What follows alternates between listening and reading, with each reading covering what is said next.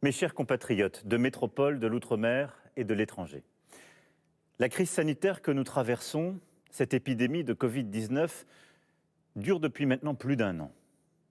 Un an de peine, d'épreuves, où nous aurons été au moins 4,5 millions à contracter la maladie et où bientôt 100 000 familles auront été endeuillées. Un an d'efforts pour tous, d'angoisse, de sacrifice, de fierté aussi et d'actes héroïques. Un an où, ensemble, nous avons résisté et appris, où nous avons tenu. Je vous l'avais dit dès le début, nous allions vivre avec le virus, et c'est bien cela. Alors si ce soir, je m'adresse à vous avec autant d'humilité que de détermination, c'est pour vous dire que nous allons tenir encore, et essayer de faire le point sur l'épidémie, les prochaines étapes, essayer de vous dire que si nous restons unis, solidaires, si nous savons durant les prochaines semaines nous organiser, alors nous verrons le bout du tunnel et nous nous retrouverons. Si je m'adresse à vous ce soir, c'est pour appeler à la mobilisation de chacun pour ce mois d'avril où beaucoup se joue. Où en sommes-nous aujourd'hui ? Après un confinement dur, lors de la première vague au printemps 2020, puis ce qu'on a appelé un confinement adapté lors de la seconde vague à l'automne dernier, nous avons opté depuis le début de cette année 2021 pour une réponse qui visait à freiner l'épidémie sans nous confiner. 3 principes n'ont cessé de nous guider. D'abord, la sécurité. Vous protéger, ne jamais transiger sur la santé des Françaises et des Français, permettre à chacun d'être soigné dans les meilleures conditions. Ensuite, le deuxième principe, c'est l'équilibre. C'est-à-dire prendre en compte les conséquences aussi des restrictions sur nos enfants et leur éducation, sur l'économie, la société, la santé mentale, notamment des plus jeunes. Veiller à ne pas pénaliser les territoires où le virus circule moins ou peu. Et puis le troisième principe, c'est la responsabilité, c'est-à-dire faire confiance. Préférer aux contraintes pour tous le civisme de chacun pour avoir les bons comportements face au virus, limiter ses contacts, se faire tester aux premiers symptômes et s'isoler lorsqu'on est positif. Sécurité, équilibre, responsabilité, ce sont ces 3 principes qui nous ont conduits, fin janvier, à privilégier le renforcement de cette stratégie tester, alerter, protéger, le couvre-feu, la fermeture de certains établissements sur le reconfinement général du pays. Nous avons tous consenti des efforts importants. Et le virus a continué de circuler. Il circule encore aujourd'hui fortement. Mais là où beaucoup de nos voisins ont décidé de confiner il y a maintenant 4 mois, nos voisins allemands par exemple, là où nos amis italiens en sont à leur 4e confinement, nous avons aussi, par ces choix collectifs que nous avons faits, gagné des jours précieux de liberté, des semaines d'apprentissage pour nos enfants. Nous avons permis à des centaines de milliers de travailleurs de garder la tête hors de l'eau sans jamais perdre le contrôle de l'épidémie. Nous avons donc, je le crois, bien fait. Croire en la responsabilité des Français, ça n'est jamais un pari. Ces dernières semaines, nous faisons face à une nouvelle donne. Depuis, au fond, les premiers jours du mois, nous sommes entrés dans une course de vitesse. D'un côté, le déploiement de la vaccination, qui permet d'espérer raisonnablement une sortie de crise, et je vais y revenir. Et de l'autre, la propagation dans toute l'Europe d'une nouvelle forme de virus. Ce variant qui a été identifié pour la première fois chez nos voisins britanniques à la fin de l'année dernière et qui en quelque sorte a fait apparaître une épidémie dans l'épidémie. Celle-ci est plus étendue qu'au printemps dernier, ce qui fait qu'aucune région métropolitaine n'est désormais épargnée. Et celle-ci est aussi plus dangereuse qu'à l'automne, ce qui fait que le virus est plus contagieux, mais aussi plus meurtrier. Les services de réanimation ont à prendre en charge des personnes en bonne santé, qui ont aujourd'hui 60 ans, même 50 ans, quelques-uns parfois plus jeunes. Retenez un chiffre, 44% des patients en réanimation ont aujourd'hui moins de 65 ans. Face à ce double phénomène, nous avons décidé le 18 mars de prendre, pour près de 20 départements, des restrictions complémentaires au couvre-feu national qui était déjà en vigueur. 2 semaines après la mise en place de ces mesures, les chiffres sont clairs. Oui, cette stratégie a eu des premiers effets.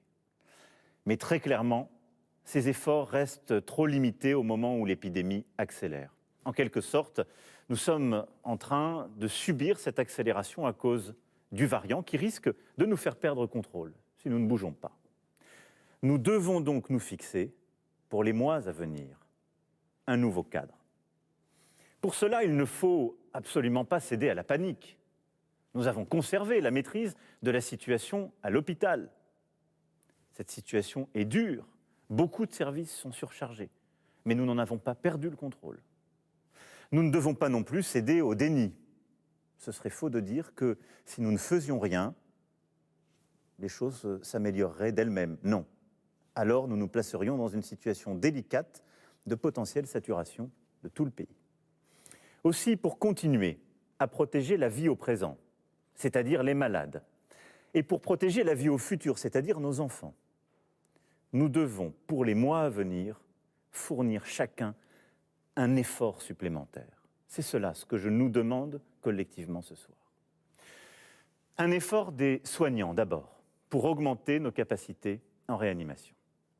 Je veux ce soir saluer à nouveau, en votre nom à tous, l'action remarquable de nos soignants, et en particulier des équipes de réanimation et de soins critiques, qui, secteur public comme secteur privé, agissent main dans la main, mutualisent les équipes, innovent, non seulement pour soigner les 28 malades du Covid à l'hôpital, mais aussi pour transformer des salles d'opération en salles de réanimation, pour assurer une continuité de soins pour les patients atteints de maladies graves comme le cancer, pour tous les moyens d'urgence, faire en sorte que tous les reçoivent et que tous puissent avoir les soins dont ils ont besoin.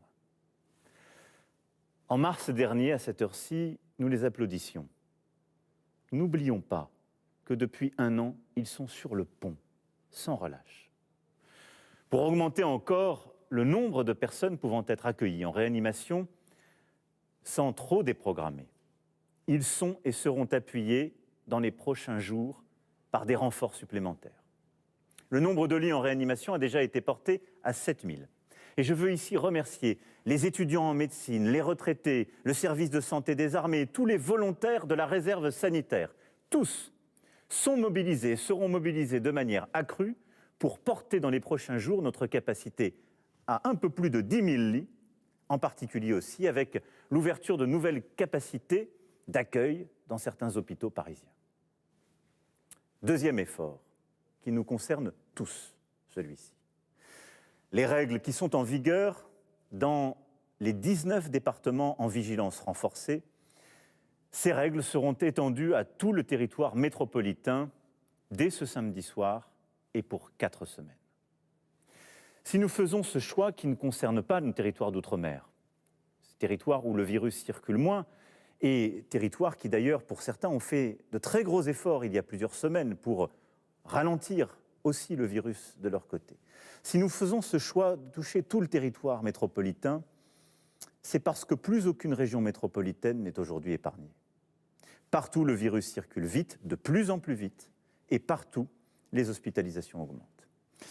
Et donc, chacun doit veiller, non pas à s'enfermer, mais à limiter au maximum les contacts, les rencontres, les moments de proximité avec d'autres personnes. Très concrètement, ça veut dire que le couvre-feu à 19h sera maintenu partout. Le télétravail, qui est sans doute la mesure la plus efficace, le télétravail sera systématisé. Et j'appelle tous les travailleurs et tous les employeurs à y avoir recours à chaque fois qu'ils le peuvent. Les commerces seront fermés sur tous les territoires métropolitains, selon la liste déjà définie dans les 19 départements aujourd'hui concernés. Nos citoyens qui souhaitent changer de région pour aller s'isoler pourront le faire durant ce week-end de Pâques. Les Françaises et les Français de l'étranger qui veulent rentrer en France pourront aussi le faire à tout moment. Et nous ferons tout pour faciliter les trajets et le quotidien de nos concitoyens travailleurs transfrontaliers. Alors certains militaient, je le sais, pour le retour généralisé de l'attestation, comme en mars 2020. Nous n'avons pas retenu cette option. Parce que l'irresponsabilité de quelques-uns ne doit pas ruiner les efforts de tous. Les contrôles, les sanctions seront renforcées sur la voie publique pour limiter les rassemblements, parce que c'est là que le danger existe, et pour encadrer la consommation d'alcool. Mais très clairement, nous faisons le choix de la confiance, nous faisons le choix de la responsabilité, et si je puis dire, de la respiration. L'attestation ne sera donc obligatoire en journée que pour les déplacements au-delà de 10 km du domicile. En cette période, qui est marquée par de nombreuses fêtes religieuses, je sais aussi pouvoir compter sur vous, afin d'éviter, comme nous avons su le faire à Noël, les rassemblements privés, les fêtes avec les amis, la famille, les proches. J'insiste vraiment sur ce point. C'est lors de ces occasions que nous nous contaminons le plus. Il faut donc faire cet effort. C'est un effort pour vous protéger et pour protéger les autres. S'agissant des écoles, et c'est en quelque sorte le troisième effort que nous allons faire dans les semaines qui viennent, s'agissant des écoles, nous devons tous être conscients de nos devoirs vis-à-vis de notre jeunesse. Nous pouvons nous féliciter, dans notre pays, d'avoir réouvert parmi les premiers nos écoles au printemps dernier, le 11 mai, rappelez-vous, et de les avoir maintenues ouvertes depuis septembre 2020. Nous faisons partie des rares pays qui ont fait ce choix, alors même que nous avons été très frappés par l'épidémie. Nous l'avons fait en conscience, parce que nous croyons dans cet investissement dans les jeunes enfants et les adolescents qu'est l'éducation, parce que c'est le combat du siècle qui s'ouvre, car nos enfants ont besoin d'apprendre, d'être ensemble. Et nul ne sait dire les conséquences profondes et durables d'une fermeture prolongée des écoles qui renforce les inégalités sociales comme les inégalités de destin. Alors oui, le virus circule dans les établissements scolaires, mais pas plus qu'ailleurs.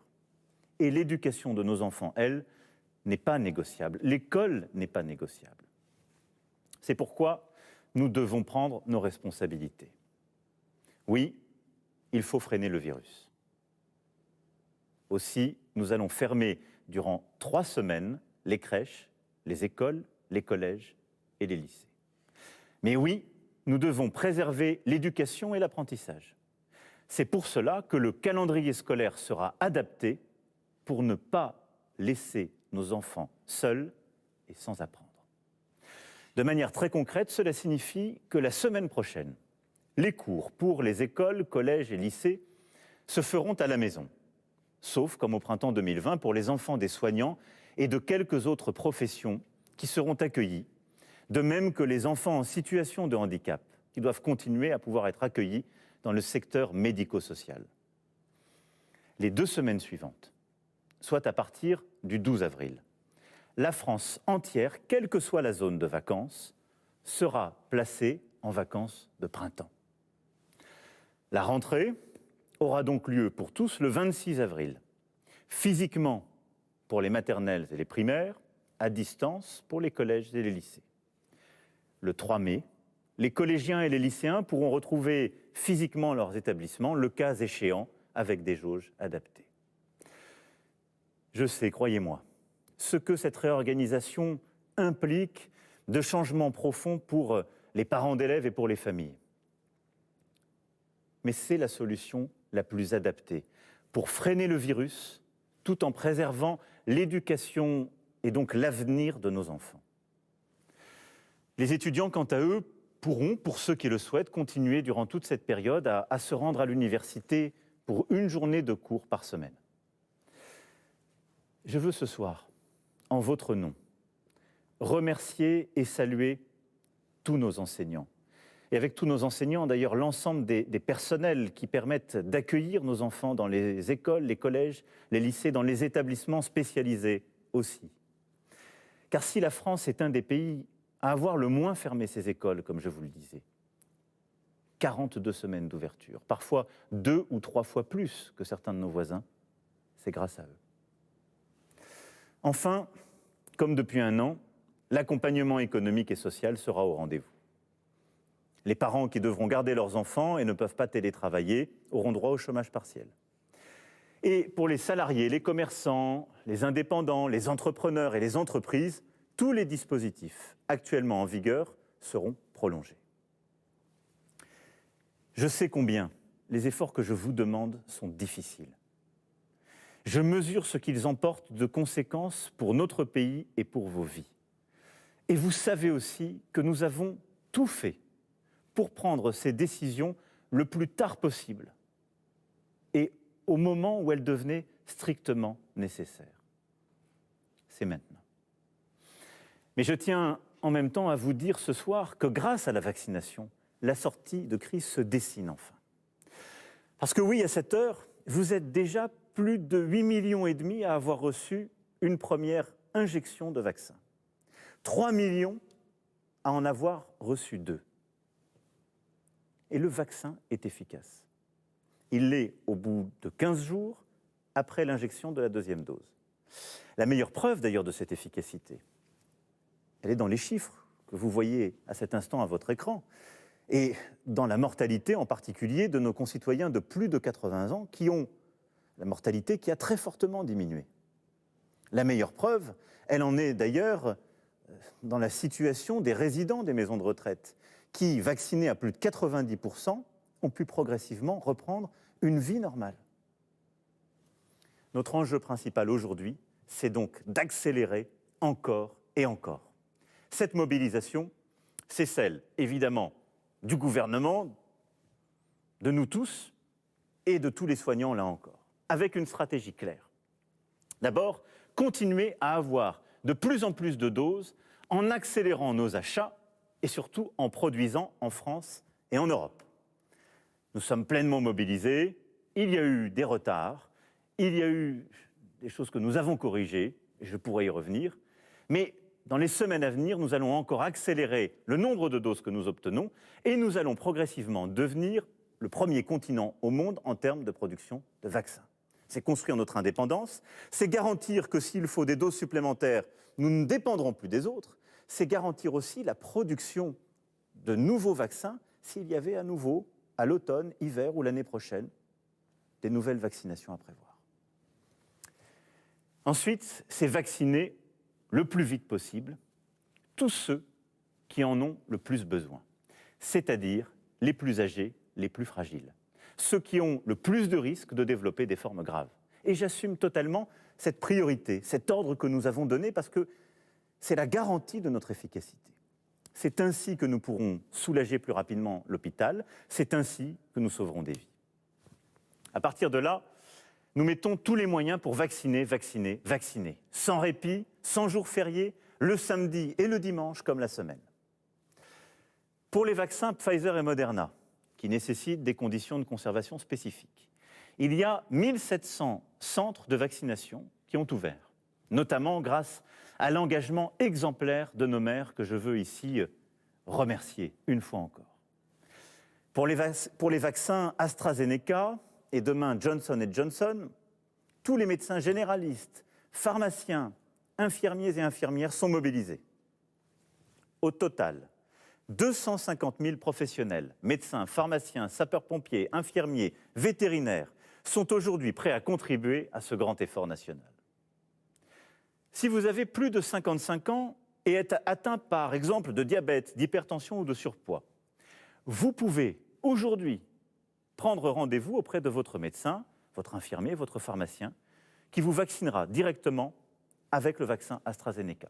Cela a commencé depuis la semaine dernière et nous allons accélérer à mesure que les doses seront livrées. Les 1700 centres ouverts sont à disposition pour eux vacciner avec les vaccins Pfizer et Moderna et aujourd'hui vacciner donc tous nos concitoyens qui ont plus de 70 ans. Les vaccinations sont en cours et elles accélèrent partout. Je sais que beaucoup de nos aînés ont essayé de prendre rendez-vous pour se faire vacciner ces dernières semaines. Trop souvent sans succès, et j'en suis profondément désolé. Ce n'est pas acceptable. C'est pourquoi j'ai demandé à l'assurance maladie de mobiliser des équipes pour y remédier. depuis quelques jours. Si vous avez plus de 75 ans, vous avez peut-être déjà reçu des appels, car l'ensemble des plus de 75 ans qui n'ont pas réussi à obtenir un rendez-vous seront appelés par nos services pour pouvoir le leur fixer. Et en parallèle, un numéro spécial sera mis à disposition pour prendre un rendez-vous. À partir du 16 avril, les premiers rendez-vous seront accordés aux personnes qui ont entre 60 et 70 ans. À partir du 15 mai, les premiers rendez-vous seront ouverts pour nos concitoyens qui ont entre 50 et 60 ans. Et à partir de la mi-juin, les rendez-vous seront ouverts à l'ensemble des Françaises et des Français de moins de 50 ans. Une stratégie de vaccination spécifique sera par ailleurs prévue pour toutes les professions les plus exposées, en particulier nos enseignants que j'évoquais tout à l'heure, mais aussi nos forces de l'ordre et plusieurs autres. Nous tiendrons l'objectif que je nous ai fixé, à savoir que d'ici à la fin de l'été, tous les Français de plus de 18 ans qui le souhaitent pourront être vaccinés. Parce que c'est la clé pour renouer avec la vie, la clé pour rouvrir notre pays. Mes chers compatriotes, les efforts d'avril d'une part et le déploiement de la vaccination d'autre part, c'est cette tenaille qui va nous permettre de contenir progressivement ce nouveau virus. Cette tenaille qui va nous permettre, à partir de la mi-mai, de commencer à rouvrir progressivement le pays, à retrouver cette culture qui nous a tant manqué, à retrouver les lieux de rencontre, les commerces, à retrouver cet art de vivre à la française que sont les restaurants, les cafés que nous aimons tant. Je reviendrai vers vous prochainement pour préciser un agenda de réouverture et pour que chacun puisse aussi se projeter avec plus de visibilité dans les mois qui viennent. Dès la mi-mai, nous recommencerons à ouvrir avec des règles strictes certains lieux de culture. Nous autoriserons sous condition l'ouverture de terrasses et nous allons bâtir entre la mi-mai et le début de l'été un calendrier de réouverture progressive pour la culture, le sport, le loisir, l'événementiel, nos cafés et restaurants. Mais d'ici là, je sais pouvoir compter sur vous. Mes chers compatriotes, je sais qu'il y a beaucoup de lassitude, de fatigue. Je sais qu'il y a aussi parfois de l'énervement, de l'emportement, et c'est bien normal. Je sais qu'à chaque étape de cette épidémie, nous pourrions nous dire que nous aurions pu faire mieux et que nous avons commis des erreurs. Tout cela est vrai. Mais je sais une chose, nous avons tenu, nous avons appris et nous nous sommes à chaque fois améliorés. Alors oui, aujourd'hui, pour le mois qui vient, il nous faut nous mobiliser. Nous mobiliser pour nos aînés et les plus fragiles. Et nous mobiliser pour nos enfants, pour les protéger et leur permettre de continuer à apprendre et leur préparer le pays, le continent, le monde auquel ils ont droit. Nous mobiliser parce que le succès de ce mois d'avril et de cette stratégie dépend de chacun d'entre nous, de notre esprit de responsabilité. C'est ainsi que nous pourrons rebâtir ce chemin d'espoir, celui qui nous permettra de retrouver progressivement une vie normale, celui qui nous permettra aussi de tirer ensemble toutes les leçons de cette épreuve. Mais nous tiendrons, unis et déterminés. Vive la République et vive la France.